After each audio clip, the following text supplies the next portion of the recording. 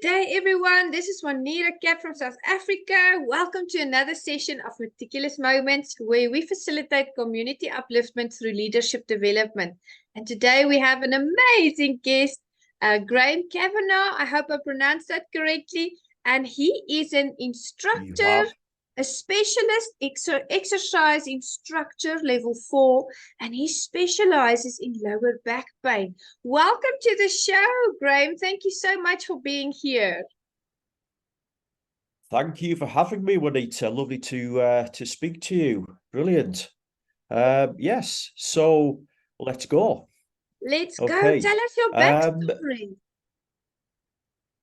yeah. Well, my background was into the road of fitness was a little bit of an obscure route because I began as a teenager in martial arts, which was particularly Thai boxing at the time. Now, I took this up just because when I first saw it, I didn't know what it was. It looked so cool. And anyway, I started lessons, thought, wow, this is really good. And it actually got me really fit. I wasn't sort of really looking as fitness as I do now. It was just something that I got into that I enjoyed. I learned a lot of things, techniques, but it also got me super fit on the side. And that's where the seed began for me in fitness because I really got into looking after my body then, exercise, fitness. That's where it all began for me. Um, and that essentially is the first step of my background into the road of fitness. Fantastic. So it just sort of stemmed from there. And here we are over 30 years later, and I'm still doing fitness. That's So there we are. wonderful. Yeah, and martial arts it really elevates us on more than one level. It really changes us to see Yeah, things in a different perspective. I know you and I had a great it does. conversation in our virtual coffee about it. That was our experience that, we both share that same experience. And, you do fitness Yes. training, you do personal training, you help people with the health conditions that they have, lower back pain, you advise them on their dietary need. So tell us a little bit about, I Yes. wanted to pose this question because I know you're a hands-on person and you go to your clients, your athletes, and you train with them, you walk that road with them. How did COVID impact that connection? Because we were all on lockdown. How did that change everything for you? Yes.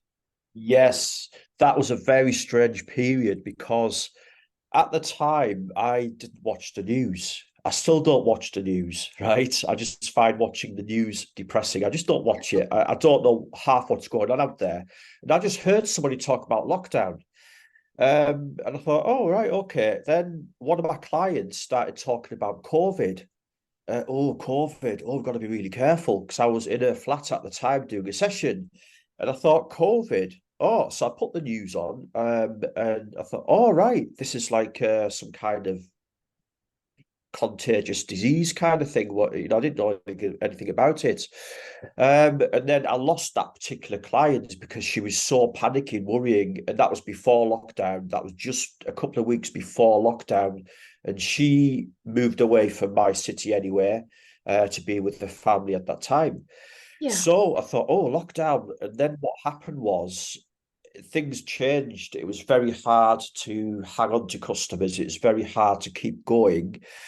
But what was in my favour was that the majority of my work was outdoor based in green spaces of York. Okay. Open areas, things like that. And York, where I live, is very lucky because it's just got a lot of green spaces that you can use. And there's one near me. I just literally walk a few meters over that way, and I'm in a fantastic green space. So that was the crux of a lot of my work. Now, the government at the time introduced a distancing rule 2 meters apart. So, which was cool. But what I did was I made it even bigger. I made it a 10-meter gap to try to encourage more customers to keep trading, keep going. And it did kind of work. It worked with the customers that I had, but it didn't really bring in any more customers because they were still wary of the COVID Mm. restrictions. So it's a bit of a battle, but it didn't really affect the customers that I did hang on to, at that time. And then we just got through it. And then after time, the phone calls start going again. You start getting the work, indoor work, people's homes, that kind of thing. Yeah, so for me, I would say the COVID period wasn't really, it was hard, but it wasn't that hard. You Mm. sort of cope with it. You got through it. You Yeah. adapted. Yeah, yeah. I remember. Adapted. Yeah, Adapted. that was a good thing. I think the 10-meter, distancing was actually a very good idea. We went online with Mm, our martial mm. arts training for a very long time. And then when we were kind of Yes. allowed to, train together again, we still did the hand sanitizing.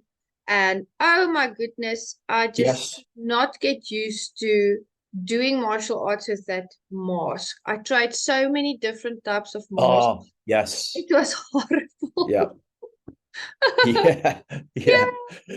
It was weird because some PT sessions I do pad work, Thai boxing pad work with them. Obviously, it's non-contact, but yeah, it was weird at the time where they had the face mask on and they tried to like pretend to hit the pad kind of thing. It was like that distance.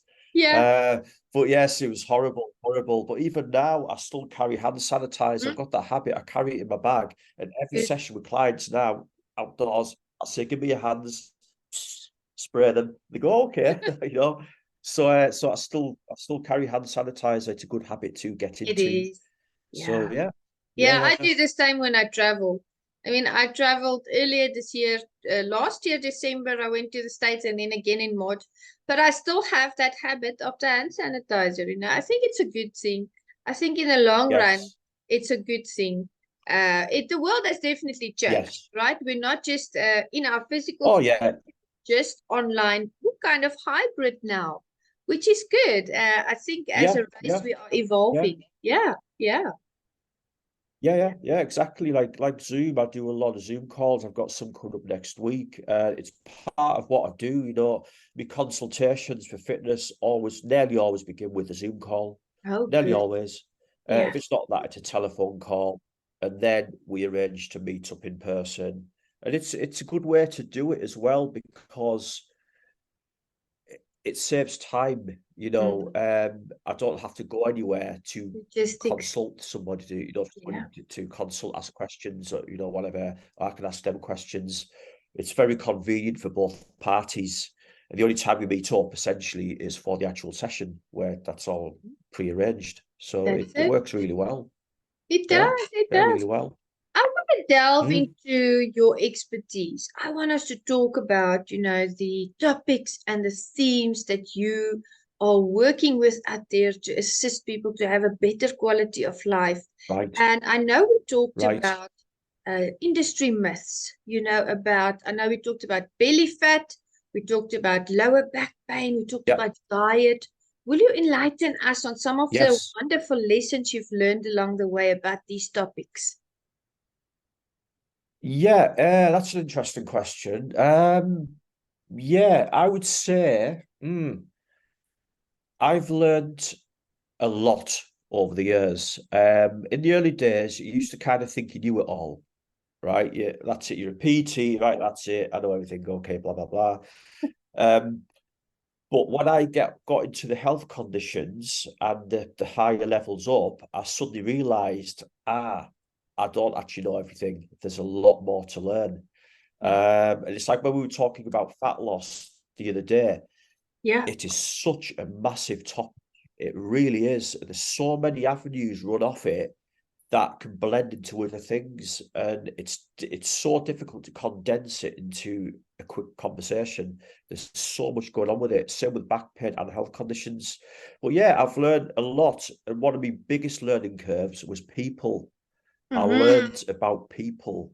That Yeah. is the most important thing I would say to anybody who wants to be a fitness trainer. You have to communicate. Yeah. Number one, if you can't communicate, you're going to Mm-hmm. struggle. And that is sadly something you can't really be taught in a classroom. A lot of it comes from experience. meeting real people, real situations, real homes, and real concerns. Like, for example, I had one back pain client who obviously is quite concerned, had a diagnosis, and I get asked serious questions like, Yeah. am I going to be in a wheelchair? Serious things like that in later life. And to be honest, that's a question I had to answer, but I don't know. Yes. I can only say, well, how well we do right now. Yeah.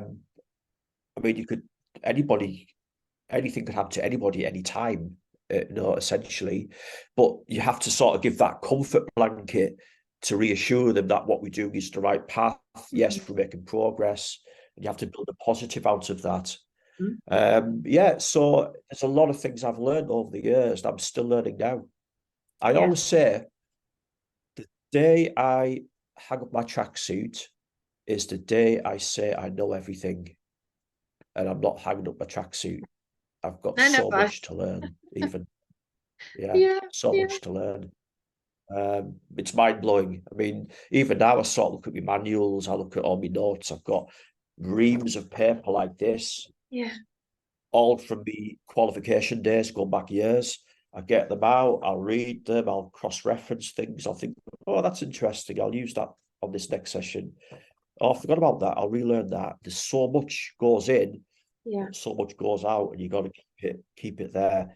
What I find as well is that a lot depends on the clients you have as Mm-hmm. to what knowledge, what you actually put to a session, Mm-hmm. because things like fat loss, I haven't really had anybody recently who specifically wants just fat loss. It's been a long time. That was in the early days, but now it's more like health conditions, it's more back pain. I do get the odd person who hires me for general PT, general fitness, because I've got that experience of just doing that, and I can push them really hard, get them really super fit, that kind of thing. I've trained people who were going on holidays like snowboarding, kite surfing, that kind of thing as well. Yeah. It always surprises you. You never know what that phone call is going to bring and what people actually want. The interesting thing is that many assume in the fitness industry it's all about fat loss and building muscle. In reality, in my experience, it's not. That's a very Mm. small part of it. A very, very small part. Yeah. A lot of people are not actually interested in building muscle. Mm. They're not bothered about the aesthetic. They're Yeah. more interested in improving the health, just better health in General themselves, better health. Yeah. Yeah, yeah, yeah, yeah, yeah, yeah.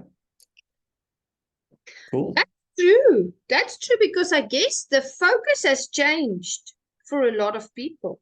And Yes. you made a good Mm, point because you made a point, you said between the lines that not everything works for everybody. Every yes. person that you help has an individual need. And I think that's why we keep learning, right? Yes.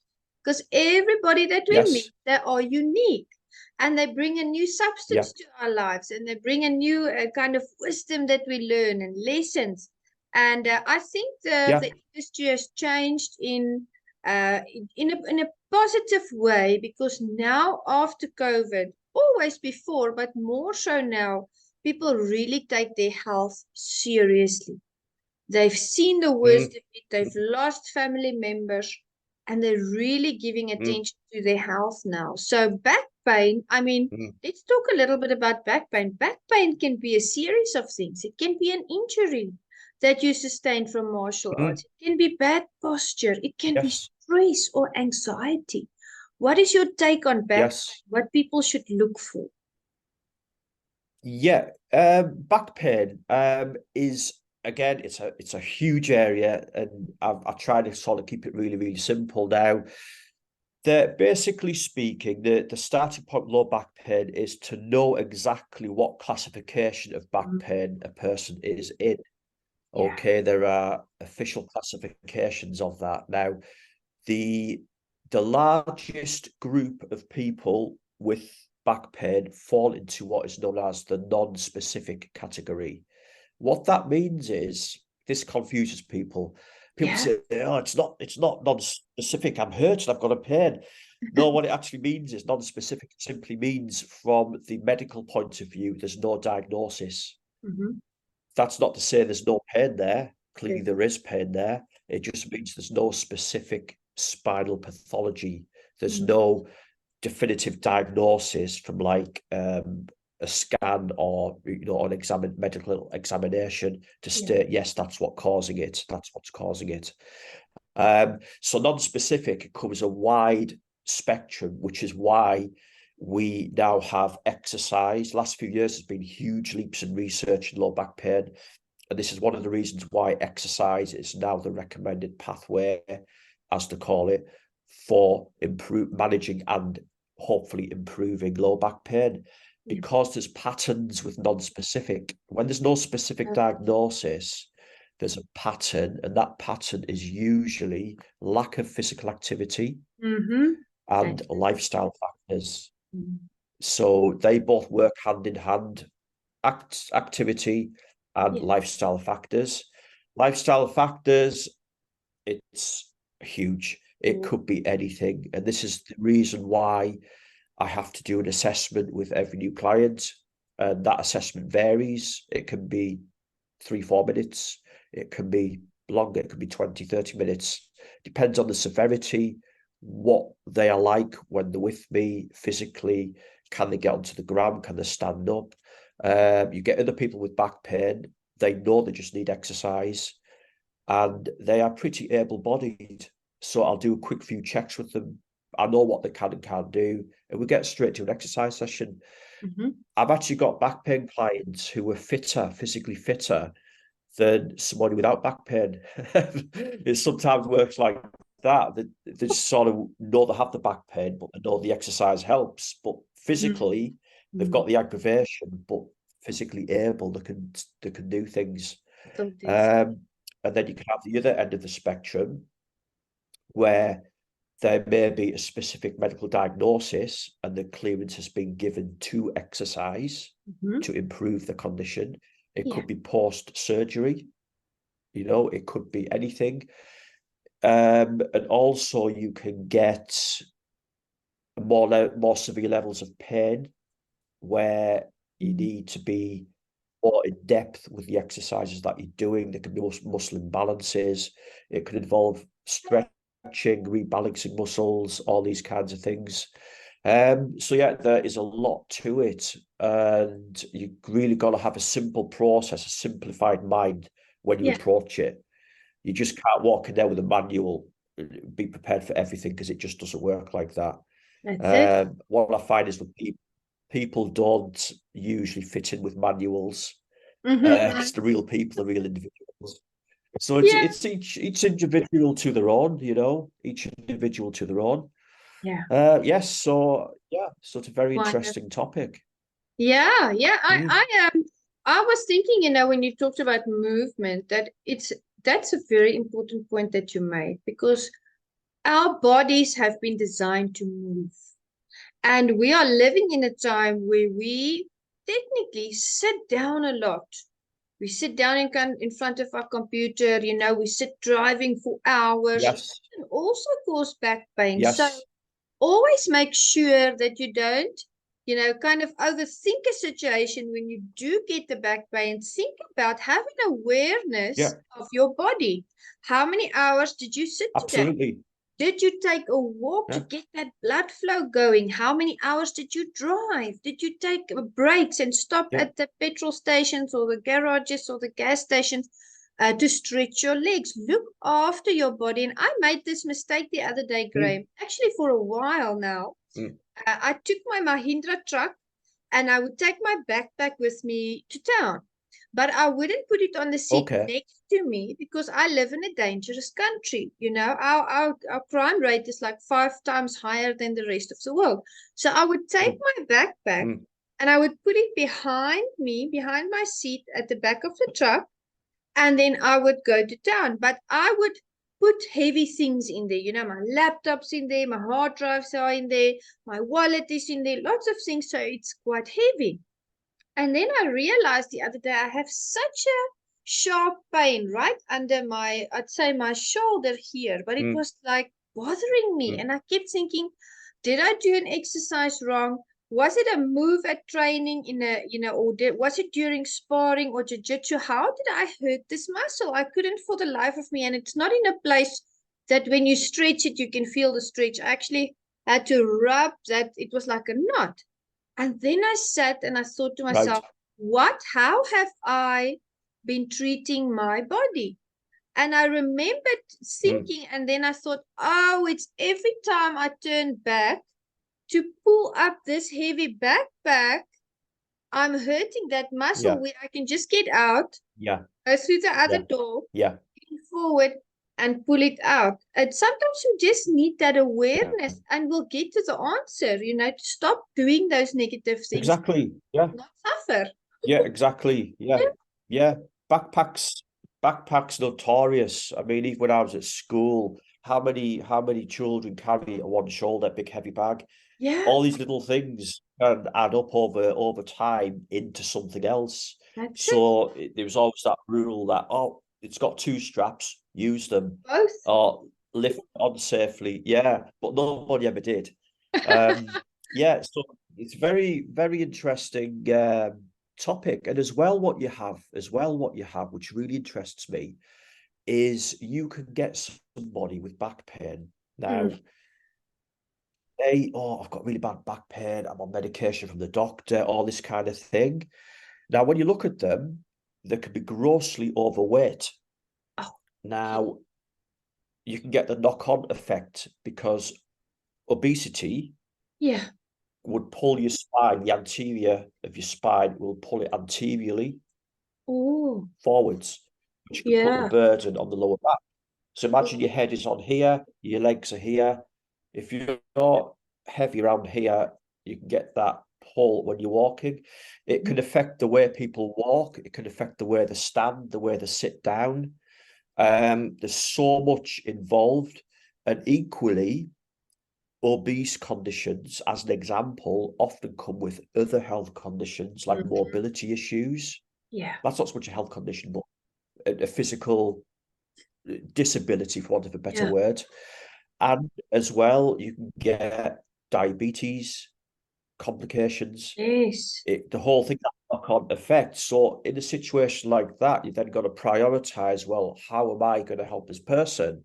So in a case like that, if we suspect the back pain has been aggravated by being overweight, then we Mm-hmm. focus on the weight Yes. and see Yeah. how we get with that. And then we can introduce all the other things, such as like flexibility, improve mobility. Because generally, a large person anywhere, there are protocol like guidelines on how to begin training them. And for example, gyms are not always the right place for a heavy person because it depends what condition they have. It depends on the machines. You got to get in and out of a machine, that Yeah. kind of thing. The whole thing can be inappropriate. Um, and cardio as well. There's different ways you can do cardio to get a larger person moving. I just use obesity as an example. Mhm. Of There's course. lots of other reasons why, Yeah. why, but there can be complications. But obesity is is a problem. Back pain. It's Mm. a lot of it. Yeah. Yeah. And again, the majority of it is down to lifestyle. It's people eating on the go, convenience food. They're tired after work. What do they do? Pizza. Mm. But even where I live, it's quite habitual with the neighborhood. Um, they'll just get something in. You see the deliveries coming in the street. Yeah. They'll get something in to eat. That's convenient.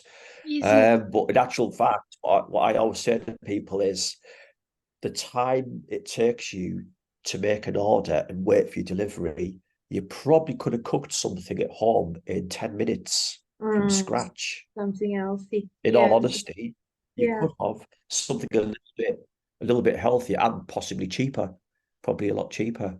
Yeah. So just all these little things, like you say, you mentioned posture earlier. Yeah, posture does play a part. Sofas are notorious, comfortable sofas are notorious for bad backs. Oh. Yeah, low car seats. Oh, the way people sort of get down and, get back out again. If you had that angle on one side all the time, that, that can add to things.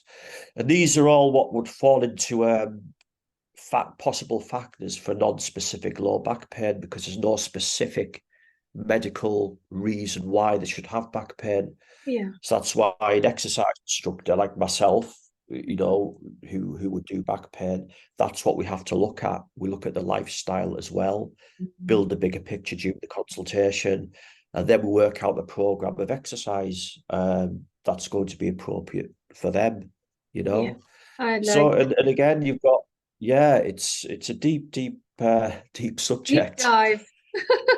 So what I Yeah, like yeah, about, yeah. how you approach it is that every kind of rollout schedule, as I would call it, is tailor-made for that specific individual. So it tailors to Yes, their needs, their fitness needs, their dietary needs, helping them yes. to assess what's wrong and helping them, giving them that confidence to say, we are going to work at this and it will get better. Inevitably, it will get better.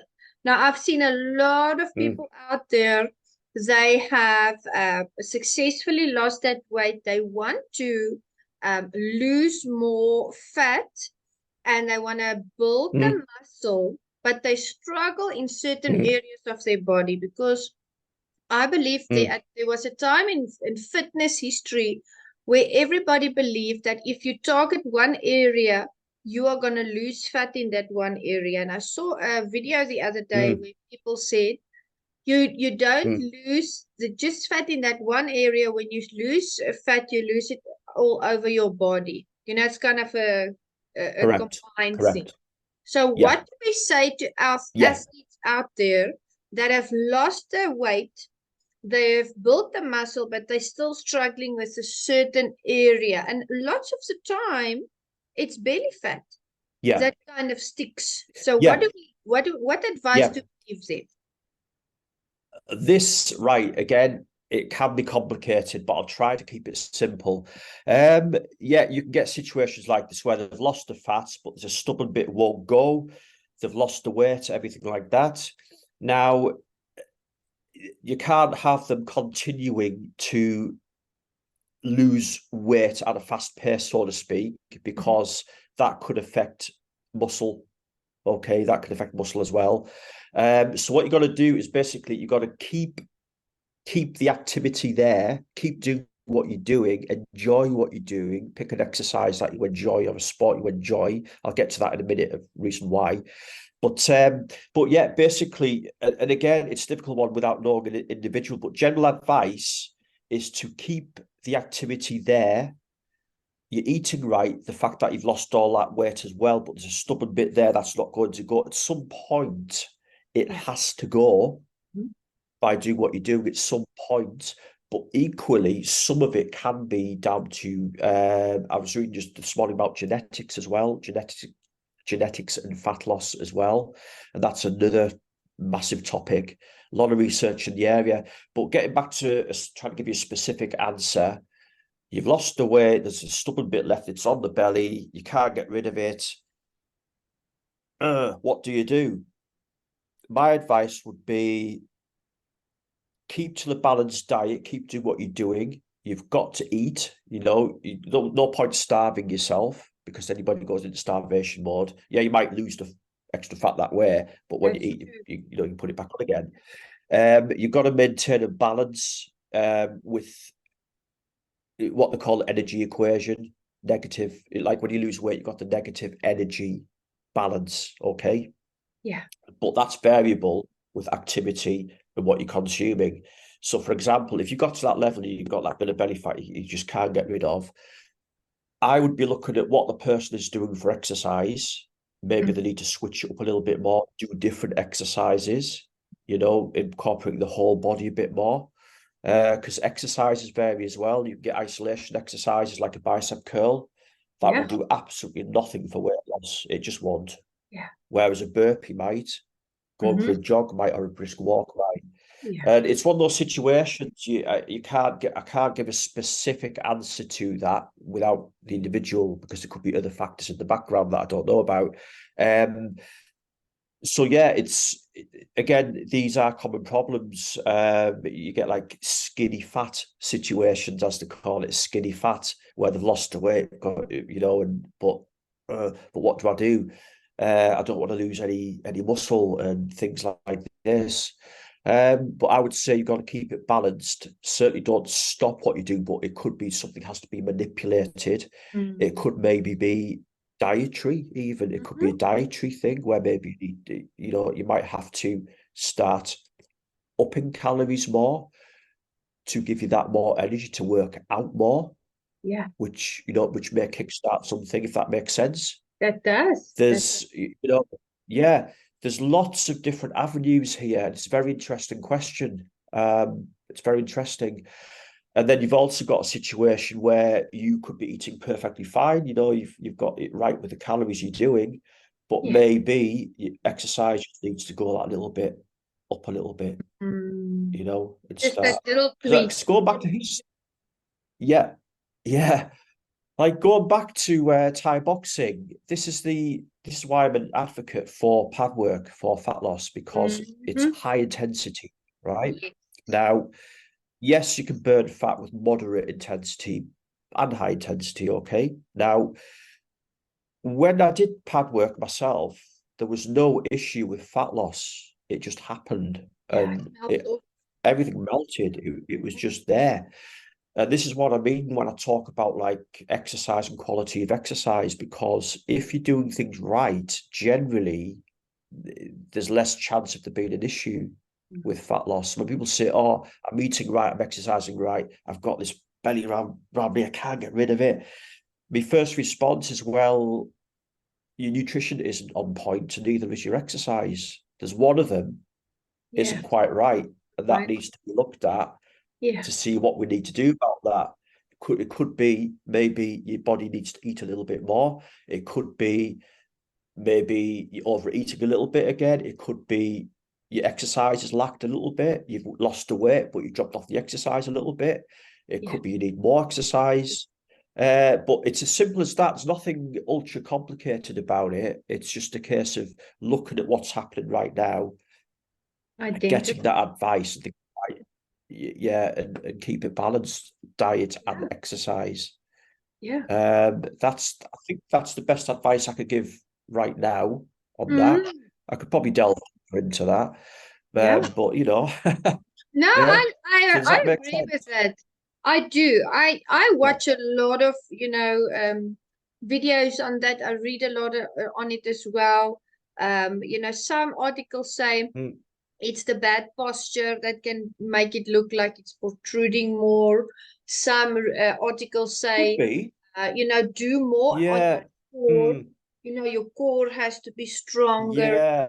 Yeah, It. that's gonna help. Yeah. So very interesting, complicated Yeah. stuff, right?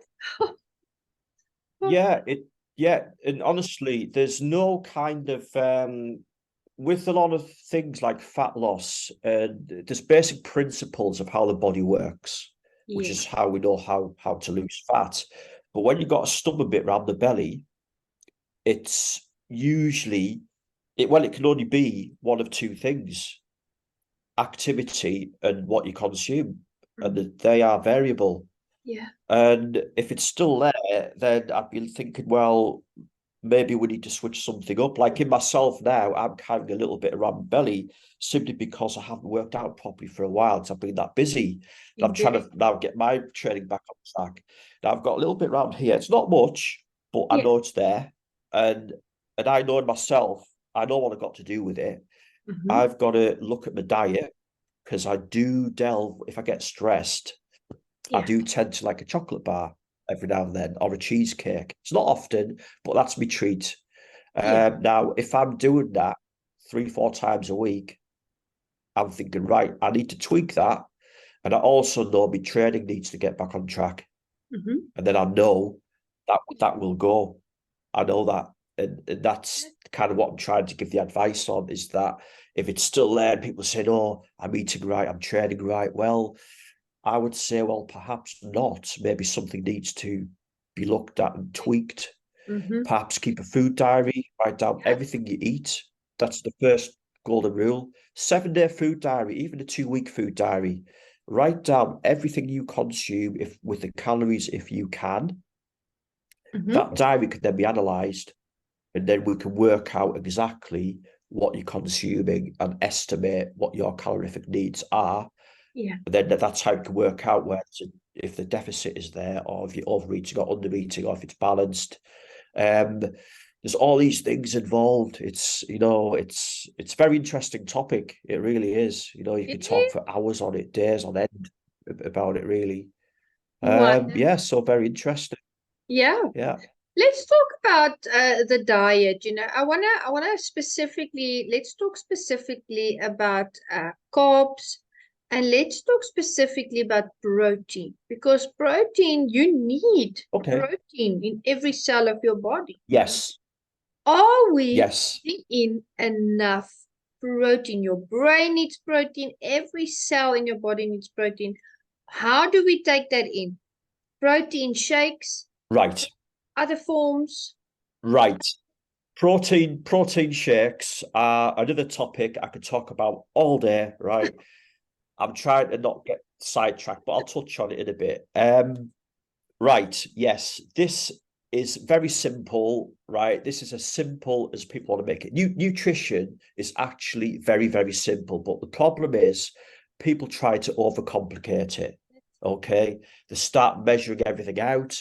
Then, and I'm sorry to say this, but unless you are a professional bodybuilder or something where it is highly important, where you measure to the gram what you are consuming, Yeah. then the majority of us don't need to go to those extremes, Mhm. right? Now, you've got your carbs, you've got your fats, you've got your proteins. It is my opinion, and this is backed up by what I do with me, what I've read in my manuals, my qualifications as well. It hasn't really changed, but most people are overeating protein. Mm. Okay. If you can physically, golden rule is this: if you can physically see protein on your dinner plate several times a day, chances are you're over consuming protein. So, for example, if you can see tuna there, if you can see something else that's got protein in it, if you can see certain beans or whatever with protein in, then chances are you're well covered for protein. You're probably taking more than what you need. Yeah. Okay.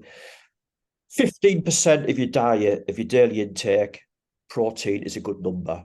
10 to 15% is all you need. Okay. Carbohydrates, this is how it's changed with research. Carbohydrates, when I was growing up at school, we were taught 70% carbs. 70% carbs was your daily diet. Okay. That has now dropped to 50%. 50% is acceptable. Yeah. The majority of general diet for the majority of people should be majority carb. Even if you're a bodybuilder, a pro Yeah. bodybuilder will tell you they Yeah. eat carbs. Carbs. That's where the fuel comes from. Yeah. Carbs fuel the brain. Yeah.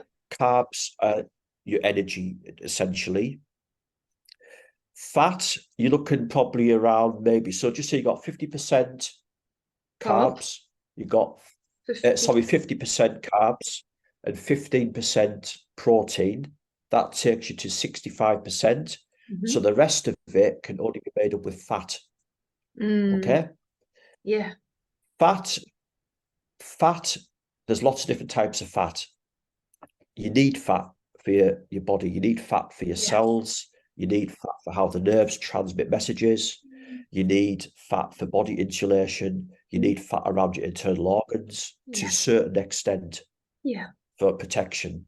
It's got a purpose. And fat also is an energy store. It's a reserve of energy. Yeah. And the bottom line is, when we could talk about fat, it's just people are eating too much of it, of often the wrong type of fat as well. Yeah. And that's why they're not moving as much.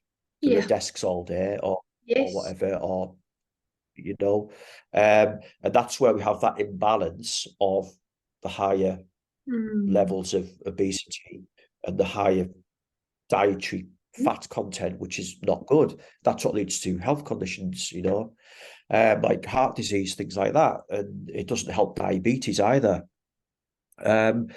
So essentially, those are your numbers. Now, your protein is what many people forget is that protein is actually the repair nutrients for the body. It's the repair nutrient for muscles. Yeah. So when you have a workout, just say you've been lifting weights and your Mm-hmm. arms are really sore, okay? Mm-hmm. The intake of protein is what repairs that. Boost. Okay, so you're ready Right. to go next time. Yeah. That's what protein does. It's a repair Yeah. nutrient. Your carbs are your main fuel source, and your fat has a whole host of things. Yeah. You still need an intake of fat. Now, again, we're back to this thing. Supplements and protein shakes are a massive topic. They make the industry billions of pounds every year. But the bottom line is, another point to note, do we need supplements? Do we actually need to take supplements? Yeah. The answer to that is no. If Okay. you're eating, Yeah. if you're eating the right nutrients in a balanced diet, you should be well covered. Mm. There are, however, a couple of couple of supplements that Yeah. may be beneficial, such as things like fish oil, cod liver oil, Mm. things like that, or Yes. maybe a medically prescribed Mm. supplement for a medical reason. Yeah. Essentially, that's how people should look on supplements, is that the clues in the word. It's a supplement, usually if there's a deficiency somewhere else. Just an add-on. Okay. Yeah. Yeah. Yeah, it's an add-on, Yeah. which is why my advice would be, if you're considering supplements, consider one question first. Mm-hmm. Why are you considering supplements? Are you not eating very well? Is there some medical condition Mm. where you are lacking in certain nutrients where you have to take a supplement, in which case it would be medically prescribed, Yeah. ideally? Yeah. And second point is, when we talk about shakes and smoothies and things like this, I'm not saying they're not full of healthy Mm-hmm. Benefits. ingredients, because they're not. No, that you can make fantastic ones. And people do like them, to find them useful, to get, like a snack even, things like that. Now, again, with this topic, yeah, you got to think of your digestive system. Your body needs roughage. Your body wants Mm-hmm. to get hold of that food, digest it, Yeah. extract the nutrients from it. The body has to work the way it's meant to work. Now, if you give it something really easy just to put into the body, Yeah. it's the digestive system is having a very easy time here. It's not really. It's just thinking, well, this is easy. I don't need to do anything with that. No It's just going pedestal. straight through. So there's that angle to look at as well, and that is another topic. There's some research done about this, about shakes, and many dietitians were saying, well, to be honest, why make a shake full of like mangoes and grapes and berries? Why not just eat the mangoes, grapes, and berries? Yeah. Yeah. Yeah. Getting the food as is, and you haven't gone through all the palaver of processing it, mixing it up in a blender or whatever to consume it that way. Just eat the fruit. Yeah. It's simpler. Interesting point. It's simpler. Um, and again, that's a massive topic. There's all these things. Like when I'm out and about, I get asked all kinds of questions. Yeah. Some areas I haven't touched for years because I've just not been asked it for years. Like Mm-hmm. fat loss, I've not had a fat loss client for For a long time. specifically fat loss for Yeah. a while. It's normally back pain, or it's like it's been diabetes, it's been hypertension, it's been general fitness. There's all things, but then it's every now and then you get asked something. How much cardio should I do every week? Yeah. Or Graham, what's the best fat loss food? Well, again, there isn't a fat loss food. There isn't a fat loss food. There's no food can make you lose weight. There has been a little bit of research into green tea about how it can help speed up some process. I did read that somewhere, so I'm not going to comment on that because I don't have the facts. Mm-hmm. Mm-hmm. But regarding, I forgot what I was going to say then. The green about tea, the the weight loss food. I actually saw a video. yeah, fat loss food. Yeah. Yeah. People ask me a lot about diets and what's the best fat loss food, what's the best detox diet, stuff like that. Hmm. They're surprised when I tell them, in actual fact, there's no such thing as a detox diet. It's a marketing thing to sell a diet. It's a marketing thing to sell tea. You know, if you see a detox tea bag in the supermarket, what you're buying is a tea bag. It's not a detox tea bag, it's a tea bag. Yeah. Because when you eat or drink anything, the body processes it. Hmm. That's what your liver does. That's what your kidneys do. Your Yeah. body is constantly detoxifying itself naturally as it goes, Yeah. dealing with everything you put in your mouth, whether that is chocolate, alcohol, pizza, lettuce, salad, beef, you Yeah. name it, everything, a can of Coke, a glass of milk, everything that goes down here is processed by the body. And Hmm. there's nothing you can buy, like a food product, to speed that up or make that happen. So sometimes you see things advertised, oh, this is a great fat loss food, eat blueberries, it's a fat loss food. No, it's possibly a fat loss food because there's not much fat in it and you're eating healthier. I see. Yeah. Okay, you get Yeah. the angle? Yeah. Yeah. Yeah, yeah. Yeah. There's nothing in those berries that is going to say, yes, this is going to get rid of this belly now because I'm eating these blueberries. It's a fat loss, it's a detox. It does, the body just doesn't work like that. Yeah. And the more you delve into it, you realize how simple it actually can be. People don't need to overcomplicate it. They just need to understand the basics. You know, Yes. you don't need to have a degree in nutrition Hmm. to understand how to eat healthy.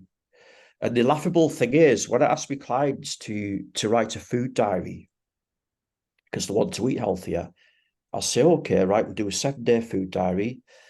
When they do it and they give it back to me, I'm looking at it and there's nothing to improve because they've started eating healthy when they started writing the food diary.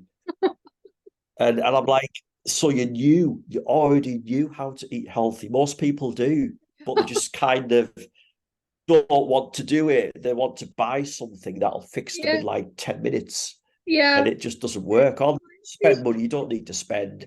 Yeah. And, that's not to say these products are not healthy. They have great things in them. But to label it as a detox or a fat loss food is actually incorrect. It's Mm. not really, it's just marketing. That's all it is. Marketing. I think with Yeah. marketing, you know what I found is they really drive the aspect of instant gratification. They drive it very, very consistently, and everything is a Yes. takeaway franchise these days. People they Yeah. took years and months to get into a bad health state or to become so overweight, but then they want a quick fix. Yes. That's not how it works. You can Yes. do that. It's possible, if they're fasting and they doing all other kinds of things. There's lots of things they can do, but it won't stay off. If you took years to get Yeah. into that place where you are overweight, it's going to take a while for you Yes. to, in a healthy It'll take a manner, while to get it off. that weight, right? Exactly. Yeah, Exactly. yeah. Yeah, I just wrote an article some weeks ago on LinkedIn about this. Uh-huh. The social media platform LinkedIn, I'm on Yes. there, and I wrote an article on there about this, how with health conditions, people are often surprised. Oh, I've got a health condition. I'm not really too good. I'm going to the doctor. I'm on medication. But deep down, they know that health condition took years Yeah. to build up and accumulate. And there's nobody woke up overnight and just appeared with a health condition. There would have been warning signs that, Along the way. over the years. Yeah. Yeah, and they've just chose to perhaps, well, it'll be all right. I'll deal with it next year. Well, it's Christmas next month. I'll deal with it in January. January comes, we're into February, nothing's done. And Yeah. then they're looking towards next Christmas, and then it just snowballs. And the bottom line is, like, we talk about mindset, the psychology of exercise. The bottom line is the only way to solve it, to get that health improved or to prevent it in the first place, is decisive action now. You've got to say, right, stop. This is it now. I'm going to make a start. Some people will need support for that because it's easier for me, who's quite strong-willed. I can say that. I can say, right, I'm not drinking coffee anymore. Put it down. That's it. I'm done. I'm strong enough to do that, but coffee, so I drink anyway. But some people are not that strong, and they do need that extra support from family or friends to make sure that they stay on that track. You know, because people are all different backgrounds and different mindsets, and I've had people worried about silly things like I don't know what it was, just how much cardio do I need to do every week, Graham? I says, well, in your current level now and what we're trying to achieve, 3 20-minute jogs a week is okay. Yeah. Better than nothing. Yeah. You don't have to kill yourself for a marathon, you know. Just do that. But then I had another one saying they had hypertension. Oh, right. Oh, so we do these step-ups then. So right. So this'll fix it. Well, it's part of it. We've just started. It's going to take time. It's like high cholesterol, you know, hypercholesterolemia. That another one that's taken a long time to build up, and equally it takes time to reduce. It just doesn't happen overnight. And I went to a meeting a while back with a cardiac surgeon from the local hospital in York, and I went to see what he had to say about blood pressure. He's very interesting, and he said exactly what I promote. I had a chat to him after his talk, and he said basically people need to exercise more and balanced diet. That was his recommendation, because he didn't like to give out medication unless it were really necessary. And what he was saying was that in a lot of cases with hypertension, he doesn't need to give out medication if the lifestyle is improved. It changed, and it doesn't have to be drastic. It could be a 30-minute brisk walk 3 times a week. It could be cutting down on 1 bad meal a day, and build it that way. That again, this is another good way with diets. People jump on diets. Most diets are unsustainable. They don't work. They're expensive, and they just don't work. Doesn't last long. Yeah. Yeah, go on. Sorry, yeah. It doesn't last long. Those diets don't last. Yeah, exactly. Yeah. Yeah. The screen just blurred a little bit. I was going to say just about about making those changes gradually. Rather than try to jump on a strict regime, which can be hard for a lot of people, especially from a sedentary lifestyle. Why not do something like this? Don't stress about counting your calories, because even packet foods can be out by 20% on the calories on a packet. It's not an exact, you don't know exactly. So when you go out into town, for example, what do you normally have? I have a hot chocolate with like all the marshmallows on and all this. And you do that every day? Yeah, that's my treat every day. Okay, well, why not just swap one of those 1 day per week to start? Just swap it. Have a coffee, have a tea. Just 1 per week. Get used to that. Then you can do it for 2 days a week. Get used to that. Then you can revert it where you can still have that treat. You can still have your hot chocolate, but not drinking so much of it. And you've replaced it over several weeks or months with a healthy alternative. Do the same with meals. I say to people, what do you eat during the day? What do you eat every week? Oh, we'll have a pizza every night. Okay, well, why not just swap that pizza for one healthy meal, cook it from scratch from home? Then you've made that positive start, and it hasn't cost you anything. That's it. Yeah. Make the changes. Trust the process. Massive changes. Make the changes. For those massive who changes. like chocolate, you know, cocoa is a very good replacement for that. Cocoa. Yes. That's very beneficial for your body and your weight loss, to drink cocoa powder like you would make tea instead of having that hot chocolate. Yes, yeah. It's all about making it real and realistic for somebody because to be Yeah. honest, if I start talking about calories to somebody, they switch off. They Uh, oh no, I don't want to hear it. It's too complicated, even though it's not. It's yeah. people don't want that complication. What people want is something that's going to be real for them, that Yeah. they can physically do now and Yes. put into action. A Yeah. can of Coke, for example, there's an argument about this, but a can of Coke full of sugar. Now, yes, you could say, right, okay, switch from more healthy one, have a sugar-free one. Okay, you know, you could do that, make that simple swap. That's realistic. But there's research now stating that yes, but the body can process the sugar one better than the sugar-free one Oh. because the sugar-free one contains chemicals. Mm-hmm. I spot them. So Yeah. yeah, all I these drink I things. drink Coke. I just make sure I Yeah, don't I have do. Yeah, such a big meal with the Coke because the Coke gives me energy yeah, to train. And I don't like yes, the sugar-free Coke because the aspartame is not good for our joints.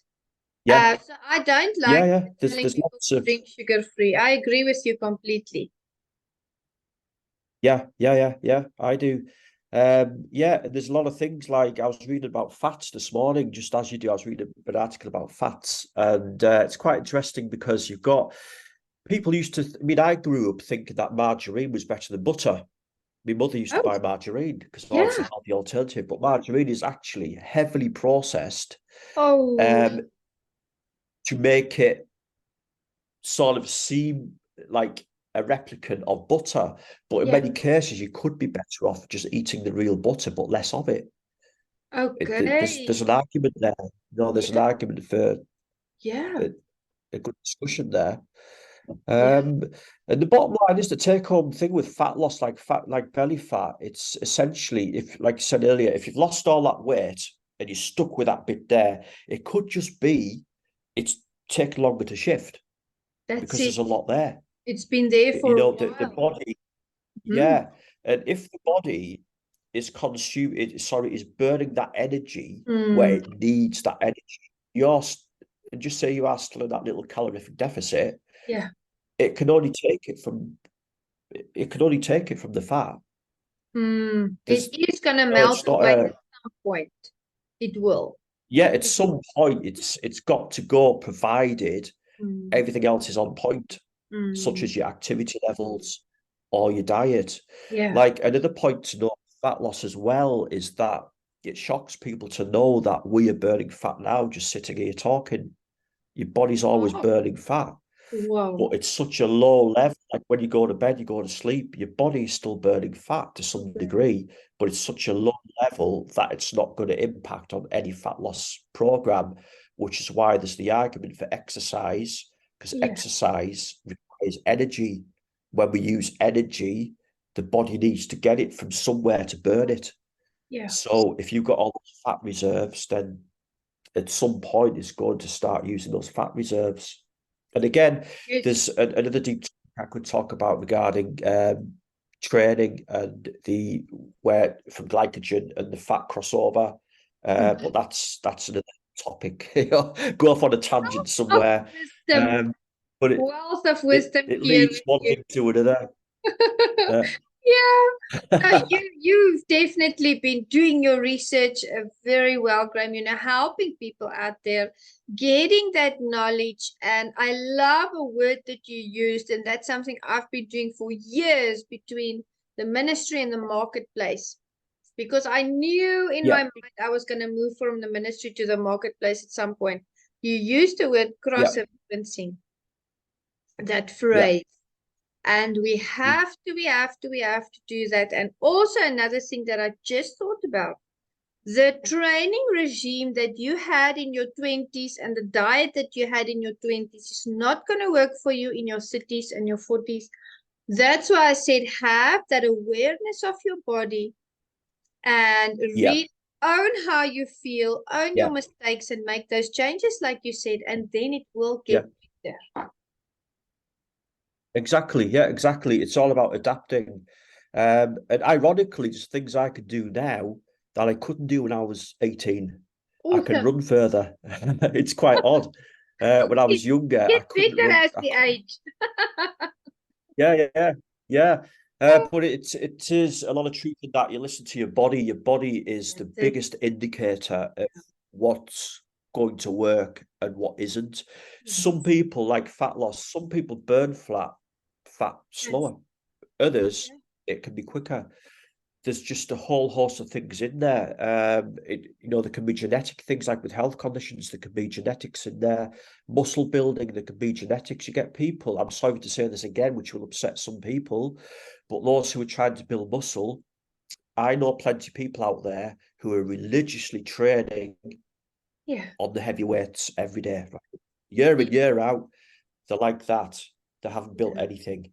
Yeah. And partly for that, I look at the way they train. I know the training isn't on point. It's not Mm, that good. There's a lot of things that could improve. There's a lot of things that they just don't know about. But the other point to note is that it can be genetics. mm, If you take a bodybuilder, like there's a couple of good bodybuilders that I tend to follow on social media, yeah. um, and I learned a little bit about their lifestyle, and what they spoke was true as well, because one of them said that he always had wasn't too good at abdominal work. Yeah. So his thing was to build a bigger chest, the bigger upper body. So yeah, what we're talking about there about Bodybuilding. muscle. Oh yeah, yeah, genetics. Yes, a lot of it does come down to genetics, and a lot. It's amazing how many professional bodybuilders actually compensated for the way they look. They built a certain body part a certain way to Yeah. make it more aesthetically pleasing. Some were not so good with ab work. A lot don't do ab work, to be honest. They just work on the upper body. And from when you look at them, you think, wow, what a muscly guy. Yeah. But some didn't have very good abs, or they might have great abs, but they might have bad biceps, might not be good at biceps. Yeah. Some were not good at certain exercises. Like myself, I'm trying to get back into weight training. That's my goal at the moment, is to get my own routine back again. Yeah. And what I found is that it's listen to your body as well. But when I do a bench press, I Yeah. don't like a bench press because I feel my hands are tied. I feel restricted. Yeah. And incidentally, it gives me a little bit of a shoulder niggle because my hands are Okay. tied. Now, it's quite interesting this. Now, Yeah. if I go to dumbbells, no shoulder pain, no problem, because I can move Oh, your independently. body mechanics. I've got that Yeah. move. Yeah. Yeah, got that movement there. Whereas if you put a bar there, yeah, I can do it, but I feel restricted. Mm. Um, Yeah. it's quite interesting. Like Yeah. some Right. people, if they want to build legs, they'll say, oh, they do the heavy barbell squats, which is good, it's great exercise. But there's Yeah. other people that are just not mechanically suited to it because Good of the for length that. of the legs, or they'll do something else to compensate for that. And it's Yeah. very interesting. Yeah, very interesting. Absolutely. That exercise is such a precious thing, it can change lives. Wow. That's true. And I added on to that and I said, never lose the drive Mhm. to exercise. Own it. It's yours. Wow. Yes. That I love powerful. that. 10 out Yeah. of 10. Beautiful. Thank Yeah. you so much, Graham. I've learned so much in our session today. Thank you so much for making the Oh, time thank you. and for sharing Thank your you. expertise. It was lovely. It was lovely. I thank you so much. Okay. Super. Great to talk to you.